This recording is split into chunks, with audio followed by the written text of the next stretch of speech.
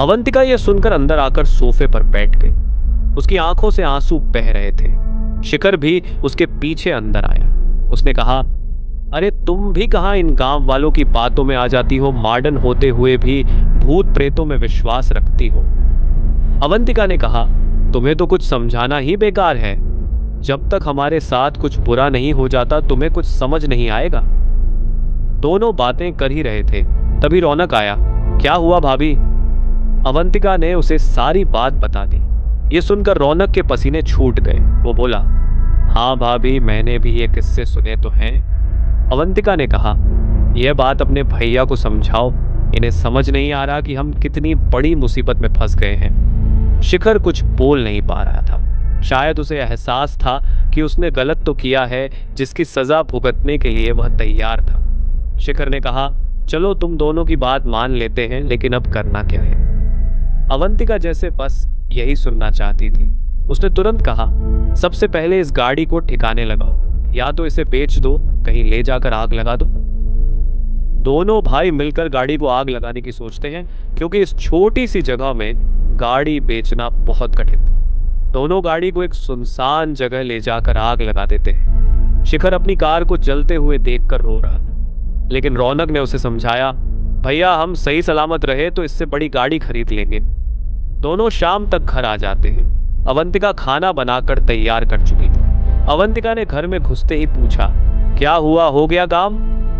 शिखर बिना कुछ बोले सोफे पर बैठ गया। रौनक ने भाभी को समझा दिया।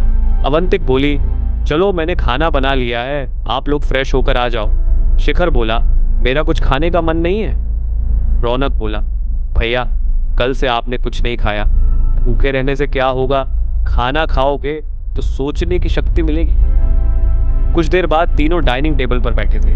खाना खाने के बाद शिखर और रौनक दोनों छत पर टहलने चले जाते हैं, क्योंकि अवंतिका ने बाहर जाने के लिए मना कर दिया था। शिखर और रौनक दोनों छत पर घूम रहे थे। अचानक शिखर की नजर पहाड़ों के बीच में उस रास्ते पर जाती है जो जंगल को जाता है। उसे देखकर शिखर चिल्लाने लगता है, मैंने कुछ नहीं किया, मुझे छोड़ दो, मुझे छोड़ दो। रौनक उसे संभालता है, भैया क्या बात है, क्यों चिल्ला रहे हो? शिखर कहता है, वो मुझे बुला रहा है, वो मुझे मार देगा।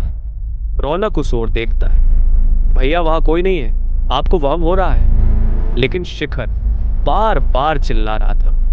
उनकी आवाज सुनकर अवंतिका भी ऊपर आ जाती है।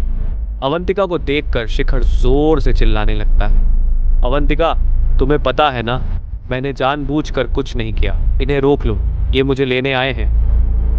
अवंतिका बोली, शिखर वहां कोई नहीं है, तुम्हें क्या दिख रहा है? रौनक इन्हें नीचे ले चलो।